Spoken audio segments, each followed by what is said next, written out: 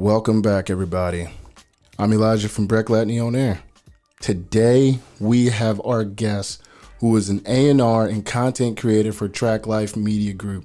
Hannah, introduce yourself. Hi, guys. So my name's Hannah. Like you said, I'm an A&R and a content creator with Traklife Media Group, and I also direct their Homemade Sessions, which is an IGTV artist showcase series. And then I also am a freelance writer for another blog, and then I also manage an artist named Felium. He's an EDM artist. So I actually just recently started working with him. Really excited about it. Wow, you have a lot going on. How do you manage doing all those things at once? And you said you're a senior in Full Sail University.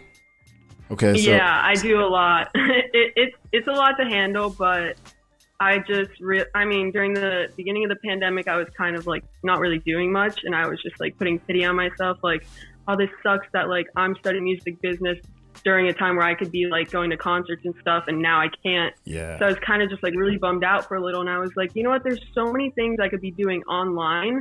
Like, why am I not doing this? So I started like looking for internships and stuff, and that's when I found Traklife. And pretty much like from Traklife, I just really grew like as a person and a professional with them. And then that led into writing for the other blog. And then that led into managing this artist who I've actually known for a little bit now. But like just now that I've had my skills built up, I felt like confident managing an artist. Yeah. So it's a lot to handle, but it's really just like putting all my focus towards this stuff. Like I don't really do anything else. I have like 5 months left of school, so I figured like I just need to put all of my energy into the music industry, and then see what happens. So, what's your long-term goal? Like handling all these, like, so you're a manager, you're an A&R, you content creator, you write blogs, but what do you want to do at the end of like when you graduate? What are you trying to pursue? Yeah, so I love like content creation and blogging and stuff, but it's not really something I want to do long term. So more long term, I want to do like artist management and A&R. So that's what I'm like really focused on right now, is really just like discovering artists, working with small artists, helping promote them, helping develop them, all that kind of stuff. And then on top of that, just like a lot of networking, because that's really what it's about. So I'm hoping to work for like a record label or like a management company or something. Okay. So where you at right now? You're working for Traklife. So what does it mean to be an A&R for Traklife Media? Yeah, so being an A&R for Traklife is definitely a little different than being an A&R for a record label. And sometimes people get that a little confused, but nonetheless, I would still say I'm an A&R because I do a lot of I discover artists for Traklife to work with, and then I'm like the connection between the artist and Traklife. Because within Traklife, there's so many different platforms and areas that we cover. Like we do podcasts, radio show, YouTube videos, showcase series, so much more. So it's pretty like I'm in charge. Other people help me too, but I do a lot of the discovering the artists, figuring out who would work well with us, and then I connect them to like whatever opportunities we have available. Okay, interesting. That's very, very interesting.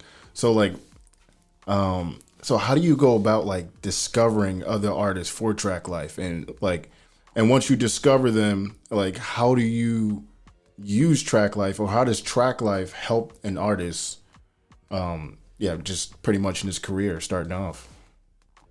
Yeah, so kind of my process of discovering artists is honestly mostly on Instagram. I find it like one of the best ways to discover an artist, because on Spotify, it's kind of like a social platform, but it's not in a way where like an artist can't really grow themselves just on Spotify. They have to really grow their fan base on another platform like Instagram.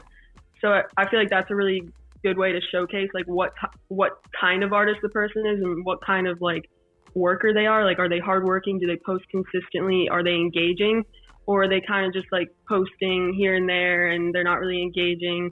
Like, that's when that's how I kind of see who we would be good to work with. Is I like observe what they've done in the past. Not that like they have to have any like huge accomplishments at all. I just need to see that they're like hustling a little bit on their own. Okay. Because I don't necessarily want to work with an artist that like isn't trying and is just like expecting things to come their way.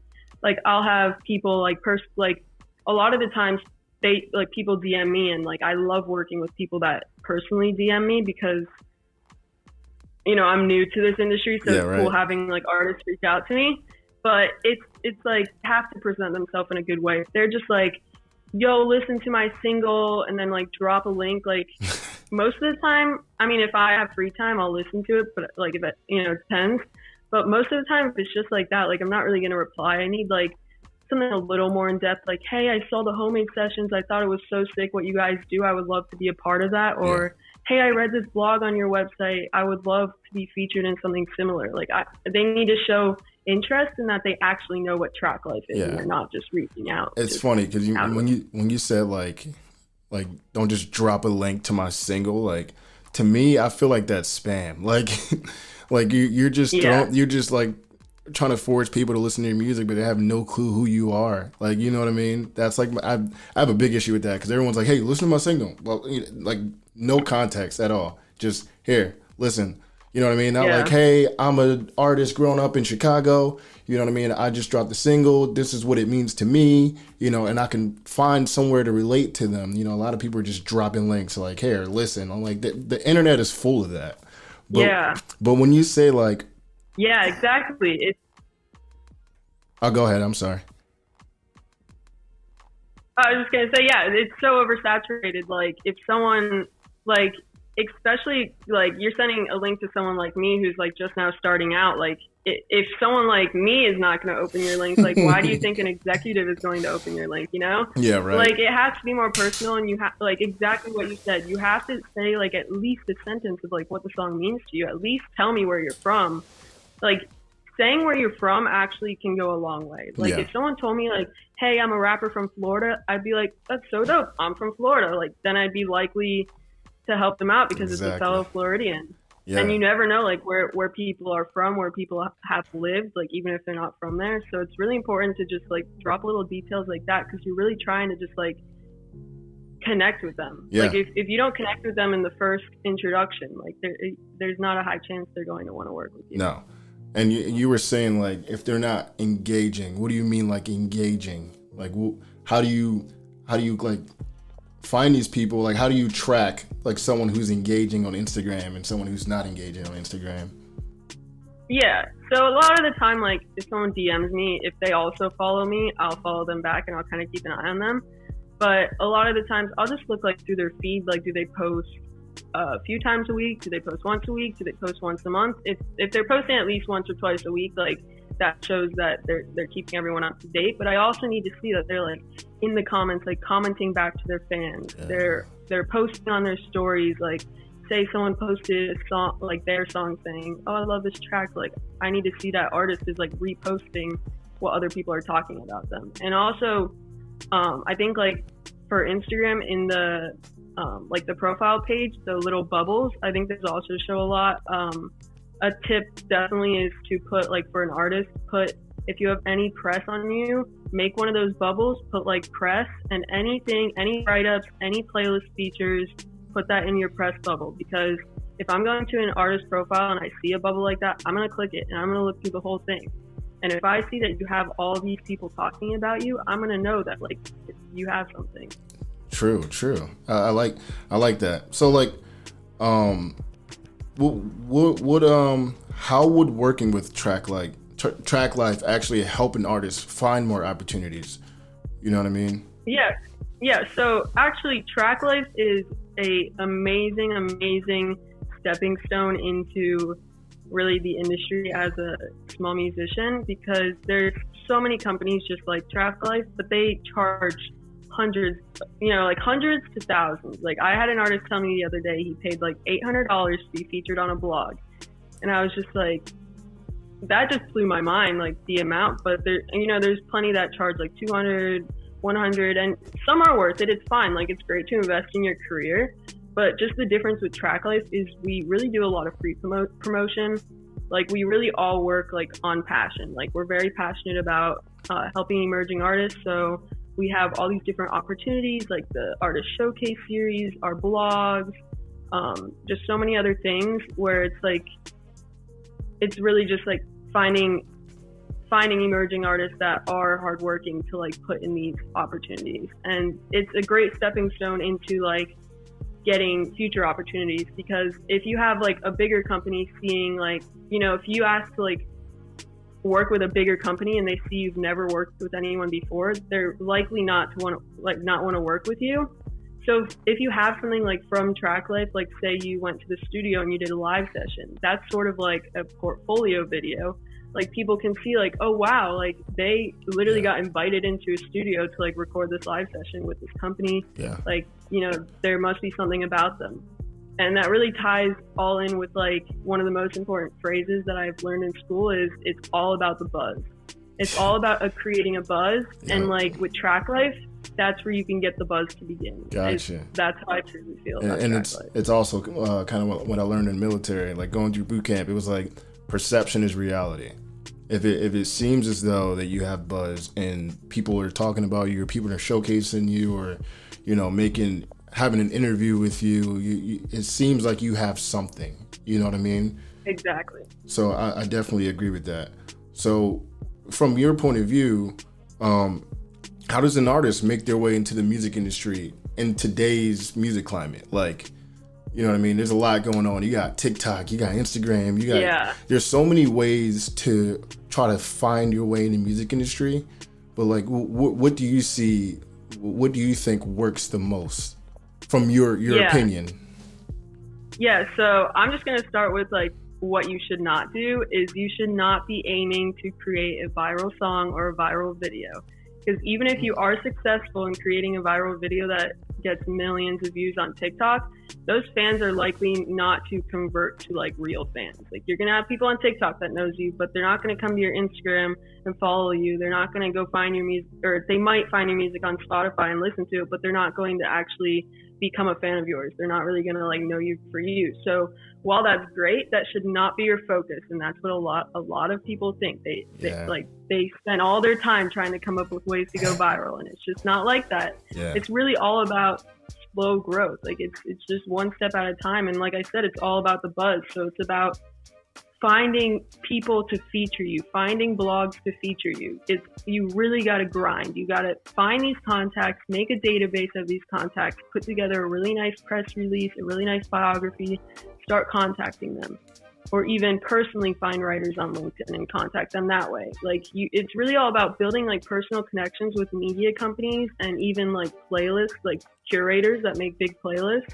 It's all about building those connections. So when it's time for your music to drop, like you have all these people that are going to talk about your music. They're going to feature your music. And then you're going to get that huge buzz going right as your song is releasing. And you're going to have all these people like, who is this dude? Like everyone's talking about him. I want to listen to him. So that's really it. It's like creating the buzz, and you really have to grind to like get to that point. But it's really all about the grind. It's funny because you said slow growth is the best growth, and I agree with that. There's a lot of people, and I'm not calling anybody out because I almost fell into this trap of like, there's so many services on Instagram, and everyone's trying to promise you followers and engagement groups, and comment for comments, and just trying to boost engagement or trying to get followers so you look good. That it just doesn't equate to how many followers you have versus how many likes you have or how many people are actually liking your content. So it's funny you said that. So, what platform do you feel like has the most impact in a musician's career? Like, cause you got Instagram, you got TikTok, you got Snapchat. Even Snapchat has like a little spotlight thing now where you can, it's the same thing as TikTok pretty much. But what do you feel like is the most useful tool? I would definitely say Instagram 100%. I mean, apart from like, it's even better than Spotify. Because Spotify, your music is on there, yes, but you can't really like make a whole profile and a whole image for yourself on there. Yeah. As much as you can do on Instagram. So that's what I love about Instagram is it's like a portfolio. It's like it's a place for you to showcase all of your art, not just your music, like your visuals. It's a way for you to engage with your fans. Like the bubbles are really good. That's what I personally use as like kind of like a portfolio. Those bubbles. And then also it's great because like you can track your analytics. You can see like how your fan base is growing and stuff. You can see like what time of the day, what kind of posts do better and stuff like that. And then also hashtags. Like, I mean, some people think hashtags aren't really relevant anymore, but they are. They definitely are. Like, you can look at the difference. Like, go post a picture without hashtags and then look at how many people saw it. And then post a picture with hashtags, and the amount of people that saw your post is like exponentially greater. It's true. It's true. I know. Like, I was looking through my analytics, and like it was like 15% of people that engage with your content was from hashtags. Like, you know what I mean? That could have equated to a follower or someone who actually, actually liked the content. You know what I mean? Yeah. So, so you went to school in Full Sail University. I've heard about Full Sail. Before I joined the military, I actually almost went for like music production, but then I heard that wasn't a good choice. But you went for like music business. Do you feel like that actually helped you? Gave you a good stepping stone to actually step into the music industry? Definitely, 100%.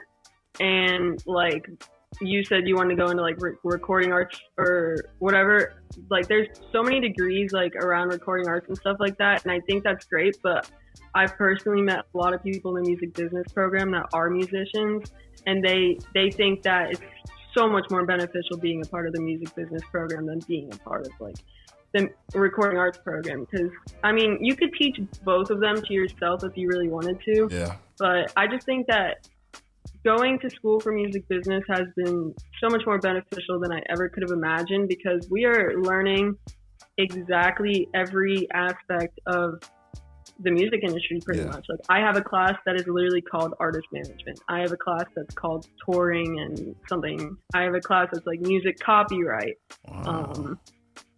aandr, which A&R taught me a lot about like music theory and how to like write about music and stuff. So it's like really? and it teaches you how to make like press kits and one sheets and how to contact media, stuff like that. So like, yeah, you could learn all this stuff on your own, but you really can't learn all of it on your own. You could read a book about the music business, but going to school for it, they really go really in depth, and you do just like so many different projects that you can showcase. Like, I have like a whole portfolio website. That's one of the great things about Full Sail, is they walk you through creating your own portfolio website. So on all applications that I've ever applied to, I always put my site on there, and it showcases a lot of my past projects and stuff, and just a lot of different things. But yeah, definitely Full Sail, I recommend it. It's a really good program. It's 20 months long, and it's still a bachelor's degree. So you're doing like 1 or 2 classes a month. So it's accelerated, which is really great, because you really don't need to be learning this stuff for 4 years before you go in the industry. That's true.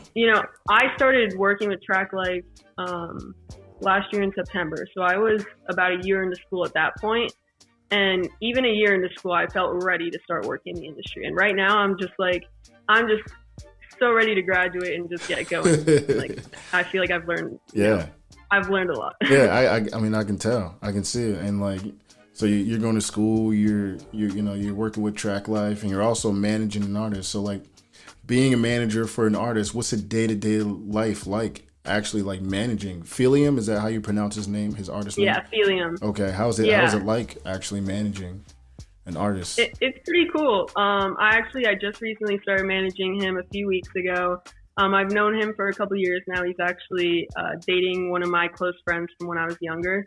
So it really helped that I already knew him, and I already knew like the type of person he is. Yeah. But we work really well together, because we both have very similar mindset when it comes to like the music business and stuff. He is an artist, but he also has a business brain, which is like what I really like about working with him. But pretty much like my day-to-day working with him is like, a lot of it is like I hold him accountable for a lot of stuff. So it's like, if he needed to post something today, I'm like, Felium, did you post this today? Did you tag the right people? Blah, blah, blah. It's a lot of like finding opportunities. So like finding blogs to feature him, finding playlists to feature him, just a lot of networking, because even if I'm not specifically going to the person asking them for a feature, it's at least like I have to make a lot of connections within like the EDM community. So that's like a daily thing for me. And then also just like giving him feedback on the music, helping him like decide like which singles to release next. just a lot of different things, like getting people to listen to the music. Like, I have, like, there's this aandr that streams every Wednesday, so I always have his music on there to be reviewed, and just things like that, just connecting a lot of opportunities for him. But right now, it's more of, since I just started working with him recently, it's more of building up that contact list on a daily basis and contacting people to feature him, and that's like the process right now. And then in the future, it's like going to be a lot of like planning single releases and promotion and just really pushing the music. Okay. So like, how would like an artist who actually wants to reach out to a blog or some sort of media outlet, how do they go about finding these people that could potentially write like press about them? Yeah. So, I mean, I find them in a lot of different areas. LinkedIn is a great place. Like, I will literally go on LinkedIn and just type in EDM blogger, and it'll pull up a bunch of people that have, like, as their positions, it'll say like blogger for EDM identity or EDM.com or something like that. And I just keep a database of that, and I connect with all these people. I put them down. So it's really important to make a database so you keep track of all the contacts. Like, I would say, make the list of contacts first and then start contacting. Don't just like find a person, contact them, find a person, contact them. It's not going to be efficient. Also, just Google. Google is the best place to find things. If you type in EDM blogs, the first link will probably be like list of 100 EDM blogs, which I actually literally was just on like yesterday. Yeah, right.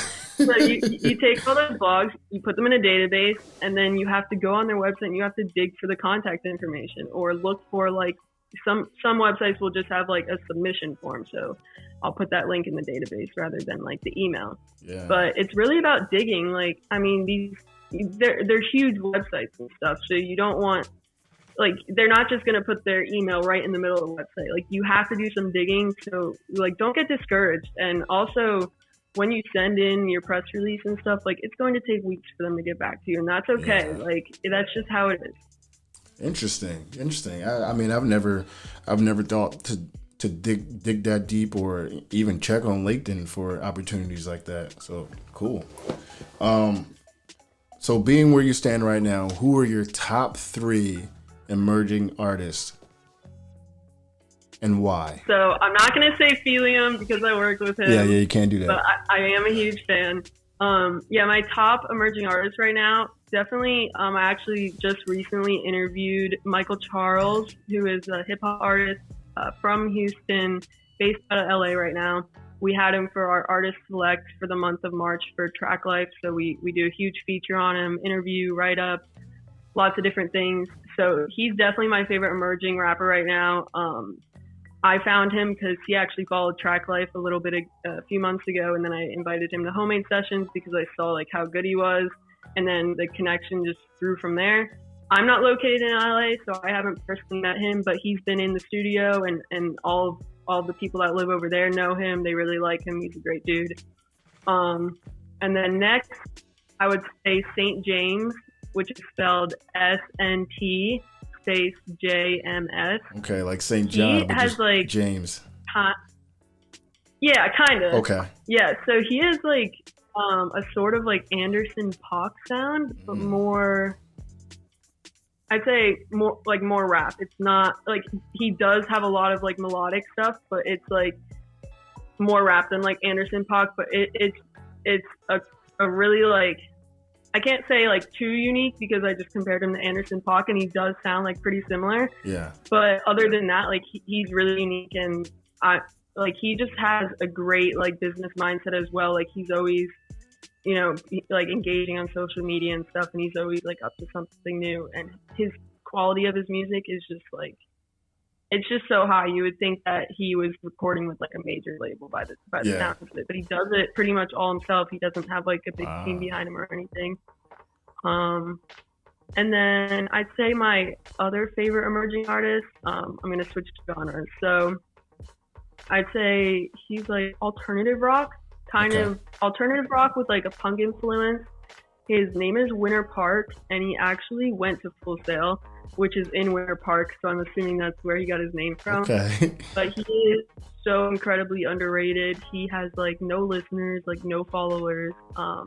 He actually studied recording arts at Full Sail, so he works like for a studio.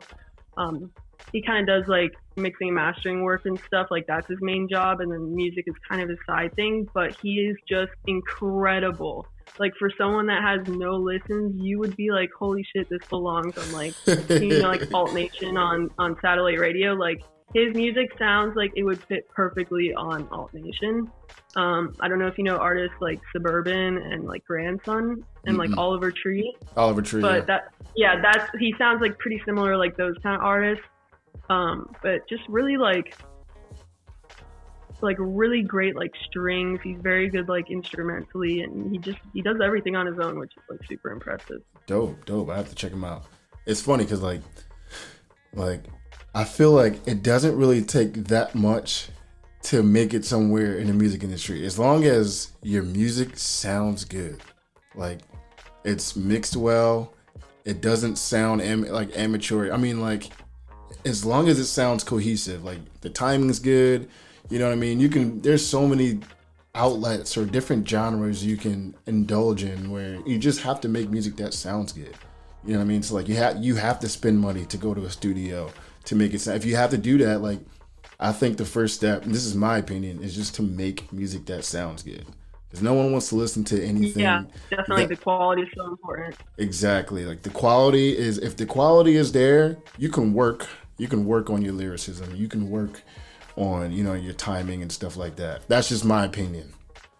But exactly. And like if the quality is there, it's really like once you have the quality and your sound perfected, it's really about networking and getting your music in the right places. Like, and that's like kind of where Winter Park is at. It's like he's kind of perfected his sound, so now he's like at the next step where he just needs to find the right people to hear the music. And once the right person hears it, they're gonna be like, holy shit, we need to sign this kid. Yeah.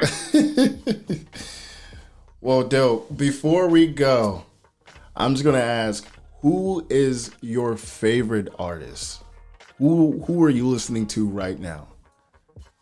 Because I also do reaction videos, so like whoever you pick, I might just do a music reaction video. So who's your number one right now? Do you listen to Danny Brown? Danny Brown's, he's dope. Yeah, I've heard some Danny Brown. He is like, this is just overall, like, honestly, right now, I've been listening to so many, like, different artists that I couldn't even, like, pinpoint one that I'm listening to right now that I love. But overall, my favorite artist is definitely Danny Brown. Like, just the fact that he can switch to so many different styles within rap and, like, still be successful and, like, create something that's a masterpiece. Like, not many people can just switch their sound up like that and still create something that everybody loves. I agree. Yeah. I mean, my buddy showed me Danny Brown. He's older, isn't he? Yeah, he's been around for like probably well over a decade. And he's collaborated with Gorillaz. Like he's pretty much Kenny Beats. Like he's pretty much been everywhere. So he's a pretty dope artist for sure. Definitely underrated, but he's definitely had talent. But Hannah, thank you so much for coming on. We are at the end of the show. I mean the knowledge that you gave definitely helped me. So that was some really dope insight. So awesome. Thank you for having me. This is awesome. Yep. And kudos to you. Hopefully you graduate and you find your place in the music industry, because I see all the passion for it. Thank you. And I wish you all the success too. Thank you so much. Have a good night. See ya.